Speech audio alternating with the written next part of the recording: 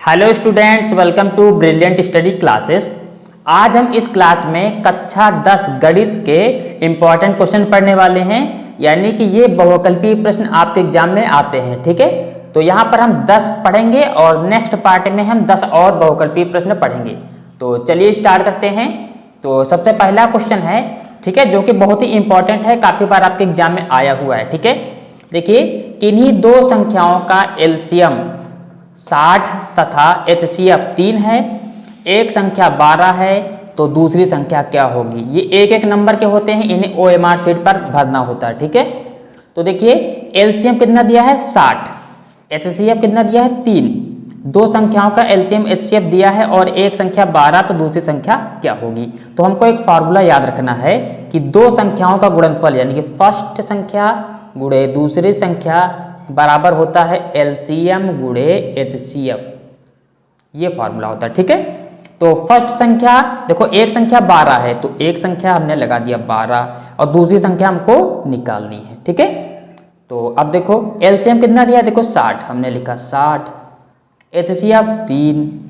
ठीक है, दो संख्याओं का गुणनफल बराबर होता है एलसीएम गुणे एचसीएफ, यानी कि पहली संख्या गुणे दूसरी संख्या इक्वल एलसीएम गुणे एचसीएफ। तो पहली संख्या देखो 12 दिया है, दूसरी संख्या निकालना है, तो दूसरी संख्या हमने कुछ नहीं रखा है। ठीक है, और एलसीएम दिया है 60, एचसीएफ दिया है 3, तो हमने पुट कर दिया। अब ये 12 यहाँ छटेगा, आ जाएगा इसके बट्टे में। ठीक है, तो 12 एकम 12, 12 पंचे 60। तो देखो 5 और 3, 5 या कितना होता है 15। तो देखो दूसरी संख्या क्या आ गई, देखो दूसरी संख्या क्या आया 15। तो यहाँ पर देखो ऑप्शन क्या है, ऑप्शन यहाँ पर देखो 15 कौन सा है, ये वाला। तो इसका आंसर क्या हो जाएगा, ये इसका आंसर हो जाएगा। तो चलिए अब नेक्स्ट क्वेश्चन करते हैं। नेक्स्ट क्वेश्चन है, देखिए, एक शून्येतर परमेय संख्या और एक अपरिमेय संख्या का गुणनफल होता है। ठीक है, ऑप्शन है सदैव अपरिमेय संख्या, ऑप्शन 2 है देखो सदैव परमेय संख्या, परमेय या अपरिमेय संख्या, और चौथा नंबर है 1। ठीक है, तो इसका आंसर क्या होगा, देखो शून्येतर परमेय संख्या यानी कि शून्य नहीं होना चाहिए, ऐसी परमेय संख्या जो शून्य न हो, और एक अपरिमेय संख्या, तो उनका गुणनफल हमेशा अपरिमेय ही आएगा। यानी कि परिमेय संख्या जो शून्येतर है और अपरिमेय संख्या, इनका गुणनफल हमेशा सदैव अपरिमेय संख्या ही आता है। तो इसका आंसर क्या हो जाएगा, ये वाला हो जाएगा। ठीक है, इसका आंसर ये होगा, ये आपको ध्यान रखना है। ठीक है, शून्येतर परिमेय संख्या और एक अपरिमेय संख्या, दोनों का गुणनफल आपका क्या होगा, एक अपरिमेय संख्या होगा। ठीक है, अब आगे बढ़ते हैं। देखिए क्वेश्चन नंबर 3 क्या है, रेखा युग्म समीकरण x + 2y - 5 = 0 और 4x + 8y - 20 = 0 के हल होंगे। केवल एक अद्वितीय हल, अपरिमित रूप से अनेक हल, कोई हल नहीं, और दो हल होंगे। ठीक है, तो इसको करने से पहले मैं थोड़ा एक फॉर्मूला आपको बता देता हूं। तो ये कुछ फॉर्मूले हैं, आप यहाँ पर देख सकते हैं। a1 a2 इक्वल होगा b1 b2 के और इक्वल होगा c1 c2 के, तब अपरिमित रूप से अनेक हल होंगे। यानी कि a1 a2 बराबर हो b1 b2 के और c1 c2 के, तब आपका अपरिमित रूप से अनेक हल। अगर a1 a2 b1 b2 के इक्वल नहीं है, देखो नॉट इक्वल, तो एक हल होगा। ठीक है, अगर a1 a2 b1 b2 के बराबर है लेकिन c1 c2 के बराबर नहीं है, तो कोई हल नहीं होगा। इसको आपको याद कर लेना। ठीक है, अब देखिए क्वेश्चन, देखिए क्या है क्वेश्चन, आप यहाँ पर देख सकते हैं। क्वेश्चन में देखिए, ये देखिए, तो a1 a2 b1 b2 c1 c2 निकालिए। ठीक है, तो यहाँ पर देखो a1 a2 क्या निकलेगा। ठीक है, तो यहाँ पर देखो इसके मल्टीप्लाई में क्या है, x के मल्टीप्लाई में कुछ नहीं है, तो 1 तो होता ही है, तो a1 क्या आ जाएगा, a1 की वैल्यू 1 आ जाएगी।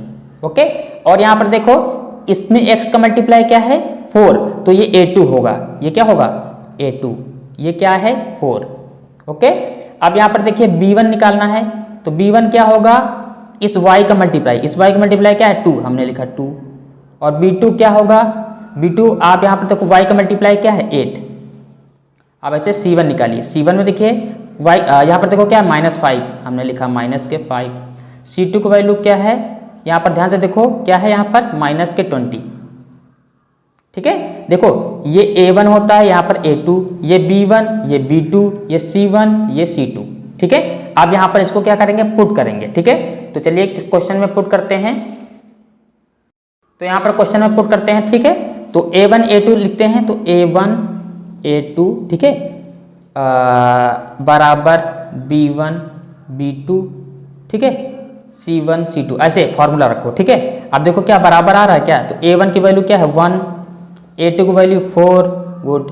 और यहाँ पर देखो B2 की वैल्यू है 2 और सॉरी B1 की वैल्यू 2, B2 की वैल्यू 8 इक्वल C1 की वैल्यू -5 और CT की वैल्यू -20। ठीक है, अगर इसको सिंपल किया जाए तो 2 एकम 2, 2 चौके 8, 5 एकम 5, 5 चौके 20, ये माइनस कट जाएगा। तो देखो 1/4, 1/4, 1/4, कहने का मतलब क्या है, A1 A2 B1 B2 C1 C2 सब आपस में बराबर हैं। तो उसके लिए क्या होगा, उसके लिए मैंने फॉर्मूला बता दिया है कि अगर A1 A2 B1 B2 C1 C2 बराबर है तो अपरिमित रूप से अनेक हल होंगे। अगर A1 A2 B1 B2 ना होता बराबर तो केवल एक हल होता। अगर ये B1 B2 C1 C2 बराबर नहीं होता तो कोई हल नहीं होता। तो यहाँ पर ये वाला कंडीशन है, तो अपरिमित रूप से अनेक हल। तो इसका आंसर क्या हो जाएगा, ये वाला अपरिमित रूप से अनेक हल। ठीक है, अब क्वेश्चन नंबर देखिए 4, देखिए क्या है। क्वेश्चन नंबर 4 आपका देखिए, वह बड़ी से बड़ी संख्या जिसमें 70 और 125 को विभाजित करने पर क्रमशः 5 और 8 प्राप्त हो जाए। ठीक है, इनमें से कौन सी बड़ी से बड़ी संख्या है, तो 13 से करके देखते हैं। यानी 13 से इसको भाग करो तो क्या है, 5 आए, और 13 से इसको भाग करो तो आ जाए ये वाला 8 शेषफल। ठीक है, करके देख लो। तो 13 इधर लिखते हैं क्योंकि देखो यहाँ पर 13 है ना पहले, तो 13 से करो, फिर इसके बाद इसको करेंगे, उससे करेंगे जिससे हो जाएगा। ठीक है, तो यहाँ पर 13 से करेंगे तो 13 से 70 का करेंगे। ठीक है, तो इसको करिए 65, 13 × 5 = 65, कितना बचेगा आपका 5। शेषफल देखो क्या आया है, शेषफल आपका 5 आया है। ठीक है, शेषफल इसका 5 आ रहा है। ठीक है, तो यानी कि पहले कंडीशन सेटिस्फाई, इसको भाग करने पर 5 आया। अब 125 को भाग करेंगे, यहाँ पर कर देता हूँ। ठीक है, तो 13 को ही करता हूँ 125। ठीक है, 13 9 117। ठीक है, तो कितना बचेगा आपका, इधर बचेगा 8। इसका भी देखो शेषफल, इसका 5 आए, इसका 8 आए, वही तो पूछ रहा था, 5 और 8 आए। तो वो संख्या कौन सी है, वो संख्या 13 है। 13 से भाग करेंगे 70 को तो शेषफल आपका आएगा 5, और 13 को भाग करेंगे आपको 125 का तो आ जाएगा 8 शेषफल। तो इसका आंसर ये वाला हो जाएगा। ठीक है, अब देखिए क्वेश्चन नंबर आपका 5 नंबर देखिए, 3 के प्रथम 5 गुणज का योग। 3 के प्रथम 5 गुणज यानी कि 3 का पहाड़ा 5 बार। इसका मतलब क्या हुआ, 3 के 5 गुणज यानी कि 3 का पहाड़ा। देखिए 3 एकम 3, 3 दूनी 6, 3 3 9, 3 चौक 12, 3 5 15, 5 बार। देखो 5 गुणज, कितने गुणज 5, तो 1 2 3 4 5, उनका क्या निकालना है, योग। योग मतलब प्लस, सबको जोड़ो। ठीक है, सबको जोड़ेंगे, तो इनको सब जोड़ेंगे तो देखिए ये आपका 9 6 15। ठीक है, 15 और ये 15 30। ठीक है, 30 और देखो 12 और 3 15 45, कितना आ जाएगा 45। तो इसका आंसर क्या हो जाएगा, ये 45 हो जाएगा। ठीक है, बिल्कुल सिंपल है। अब आगे बढ़ते हैं, क्वेश्चन नंबर ये देखिए ध्यान से, ये क्वेश्चन क्या है आपका, द्विघात समीकरण 2x² - 4x + 3 = 0 के बारे में कौन सा कथन सही है ना, विचार कीजिए। ठीक है, तो यहाँ पर देखो दिए गए समीकरण से के विविधकर 0 से कम है, समीकरण के कोई मूल वास्तविक नहीं है, समीकरण के विविधकर 0 है, समीकरण के मूल वास्तविक हैं। तो यहाँ पर देखो विविधकर निकालना है, तो विविधकर का फॉर्मूला क्या होता है, d = b² - 4ac। क्या होता है विविधकर, d = b² - 4ac, ये फॉर्मूला होता है। तो जल्दी से निकालिए, तो b क्या होगा, ये b होगा, ये c होगा, ये 2a होगा। ओके, तो यहाँ पर b² यानी देखो -4, तो -4 का स्क्वायर। ठीक है, 4 देखो a की वैल्यू क्या है, देखो 2, हमने लिखा 2। ठीक है, और यहाँ पर देखिए ध्यान से c की वैल्यू क्या है 3। ठीक है, इसको सॉल्व करेंगे तो 4 चौके 16 और 4 दूनी 8। ठीक है, 8 त्रिक 24। तो देखो 16 प्लस का ये माइनस का 24, तो बचेगा -8। तो d की वैल्यू क्या आई है, देखो -8 यानी कि d < 0 है। d की वैल्यू <0 है। जब d की वैल्यू <0 होता है तो आपके मूल क्या होते हैं, वास्तविक नहीं होते हैं। मूल कैसे होंगे, काल्पनिक होंगे। यहाँ पर मूल कैसे होंगे, काल्पनिक। क्या चीज, मूल आपके काल्पनिक होंगे, वास्तविक नहीं होते हैं। जब d की वैल्यू < 0 आएगी तब आपके वास्तविक मूल होंगे, ये लिख देता हूँ। ठीक है, तो आपको याद रहेगा, तब आपके वास्तविक मूल होते हैं। ठीक है, समझ में आया, जब d की वैल्यू क्या आ जाएगी, < 0 हो जाएगी तो आपके वास्तविक मूल होंगे। अगर d की वैल्यू बराबर आती है 0 के तो आपके होंगे समान मूल, समान मूल। ठीक है। तो यहाँ पर देखो क्या आया, डी की वैल्यू माइनस में आई है ना, यानी कि 0 से नीचे आई है। तो देखिए दिए गए समीकरण के विभेद कर 0 से कम है, देखो 0 से कम है, ये वाला सही है, ठीक है। और देखिए क्या है, काल्पनिक मूल है। मूल कैसे हैं, काल्पनिक। तो देखो यहाँ पे कहीं लिखा होगा, हाँ, समीकरण के कोई मूल वास्तविक नहीं है। वास्तविक नहीं है तो क्या होगा, काल्पनिक होगा। तो ए बी सही है, ए और बी सही है। तो यहाँ पर अभी देखो, अभी आपको ऑप्शन मिलेगा, यहाँ पर आप देख सकते हैं ए और बी सही है, बिल्कुल ये वाला आपको बिल्कुल सही है, करेक्ट है, ठीक है। अब देखिए 7 नंबर, देखिए 7 नंबर क्या क्वेश्चन कर रहा है। 7 नंबर क्वेश्चन है, ए ओ बी सी एक आयत है जिसके 3 शीर्ष 0 3 है ना, 00 50 इसके विकर्ण हैं। विकर्ण की वैल्यू निकालना है एक आयत की, ठीक है। तो सबसे पहले इसको हम सॉल्व करेंगे। तो यहाँ पर हम क्या करते हैं, एक रफ ले लेते हैं। यहाँ पर देख सकते हैं, यहाँ पर हमने एक आयत बना लिया है और ये आपका 0 3 है, ये 0 0 यहाँ से हमने पुट कर लिया, बी और सी की वैल्यू नहीं दिया है, ठीक है। अब यहाँ पर हम विकर्ण निकालेंगे। तो विकर्ण निकालने के लिए यहाँ पर आपको ध्यान रखना है, ठीक है। तो देखो विकर्ण निकालने के लिए हम क्या करेंगे, दो बिंदुओं के बीच की दूरी वाला फॉर्मूला लगाएंगे, x2 - x1 का स्क्वायर प्लस y2 - y1 का स्क्वायर, ये अंडर रूट में रहता है, ठीक है। तो यहाँ पर हम ए बी निकाल देंगे तो ये हमारा पता चल जाएगा, क्योंकि विकर्ण सेम होते हैं, ठीक है, आपके आयत में। तो यहाँ पर हम निकालते हैं। अब बात करते हैं, यहाँ पर देखिए ध्यान से, x2 - x1। तो x2 क्या है, तो ये है हमारा क्या, x1, ये नीचे वाला x2 और ये y1 और ये वाला y2, ठीक है, यहाँ से पुट करना है। तो x2 क्या है, x2 है 3, तो 3 माइनस देखो x1 क्या है 0 उसका स्क्वायर प्लस y2 क्या है आपका 0 और y1 क्या है आपका 5 इसका स्क्वायर। तो ये देखो 3 - 0 तो 3 ही रहेगा, 3 का स्क्वायर 9 हो जाएगा और ये देखो 5 का स्क्वायर 25, ये अंडर रूट में है सब ना। तो इन दोनों को ऐड करेंगे तो आ जाएगा 34 अंडर रूट में। तो यहाँ पर देखो विकर्ण ए बी क्या आया है, विकर्ण ए बी आपका, यानी कि ये ए बी आया है अंडर रूट 34। जब ये 34 है तो ये भी 34 होगा, क्योंकि विकर्ण बराबर होते हैं। तो विकर्ण की वैल्यू क्या आ गई है, विकर्ण की वैल्यू आ गई है 34, ठीक है।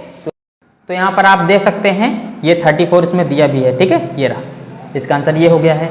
अब देखिए आगे बढ़ते हैं, क्वेश्चन देखिए 8 नंबर, यदि समीकरण x² प्लस kx - 5/4 बराबर 0 का मूल 1/2 है तो k का मान, मूल दिया है यानी कि x की वैल्यू दी है, ये मान लेते हैं, ये हमारा क्या है x बराबर दिया है, ठीक है।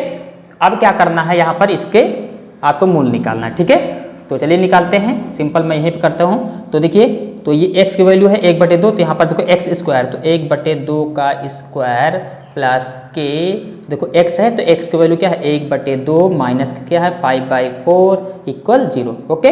अब यहाँ पर देखिए 1 का स्क्वायर 1 ही रहेगा, 2 का स्क्वायर 4 हो जाएगा और k का मल्टीप्लाई से तो k और ये बटे में 2 माइनस के 5/4 बराबर 0। देखो सब में देखो, इसमें 4 है, इसमें 2 है, इसमें 4 है, तो एलसीएम आपका 4 आ जाएगा। तो इसमें भी 4 इसमें भी 4, तो 1 सेम रहेगा।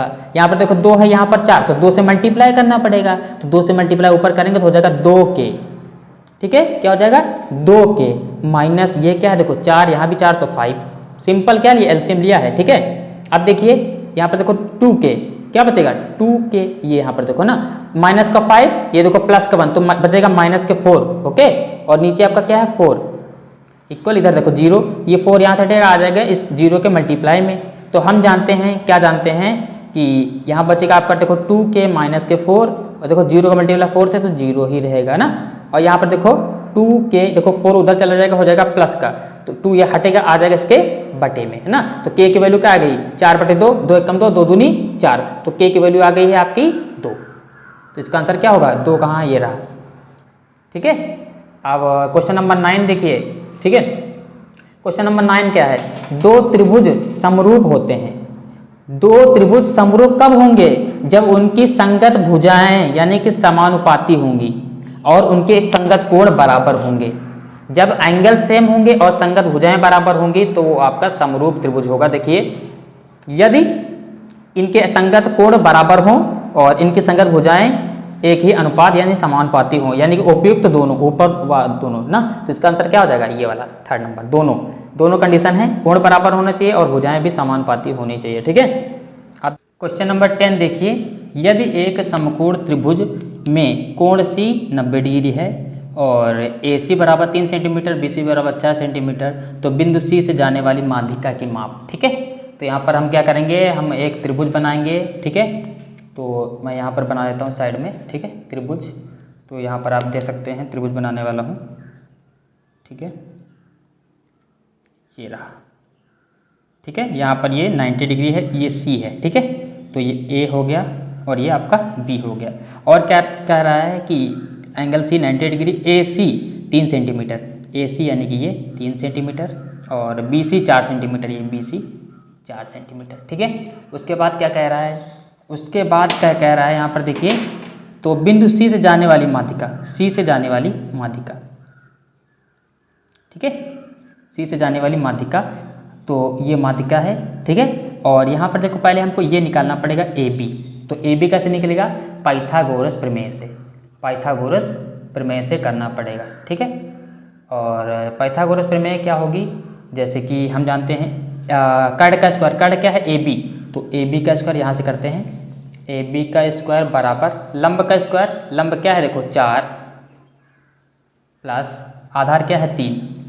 ठीक है, तो ये क्या हो जाएगा, AB का स्क्वायर बराबर 4 से 16। ठीक है, और ये 3 तरह की 9। ठीक है, ये स्क्वायर हटेगा, रूट लग जाएगा, तो 16 प्लस 9 हो जाएगा 25 रूट में ना, और इधर हमारा AB, तो रूट 25 क्या होता है, 5 होता है। तो ये क्या आएगा, पूरा AB की वैल्यू क्या आ गई है 5। और हम जानते हैं कि माध्यिका क्या करेगी, यहाँ पर देखो ये 90 डिग्री का एंगल बनाएगी, ये D मान लेते हैं। ठीक है, ये 90 डिग्री का एंगल बनाएगी और इसको ये बराबर भाग में बांटेगी, है ना, यानी इस लाइन को बराबर, तो इतना 2.5 होगा, 2.5 यानी 2.5 इधर 2.5 इधर, बराबर भाग में बांटेगी, क्योंकि यहाँ पर 90 डिग्री का एंगल बना रही है। ठीक है, तो ये माध्यिका CD के कारण ये 2.5 में बढ़ गया, है ना, और ये जो इसकी आधी माध्यिका होती है, ये जो लाइन AB है, तो जो हमारी CD होती है वो AB की आधी होती है। तो AB क्या है हमारा 5, और उसका हाफ क्या हो जाएगा 2.5 सेंटीमीटर। तो इसका आंसर क्या हो जाएगा, ये 2.5 सेंटीमीटर हो जाएगा। ठीक है, तो इस क्लास में हमने 10 इम्पॉर्टेंट बहुकल्पीय प्रश्न पढ़े हैं, जो कि बहुत ही इंपॉर्टेंट होने वाले हैं। नेक्स्ट पार्ट में हम प्रश्न नंबर 11 से स्टार्ट करेंगे, उसको देखना ना भूलें, इसी वीडियो के डिस्क्रिप्शन में आपको मिल जाएगा। चैनल को सब्सक्राइब कीजिए, मिलते हैं नेक्स्ट क्लास में। Thank you class.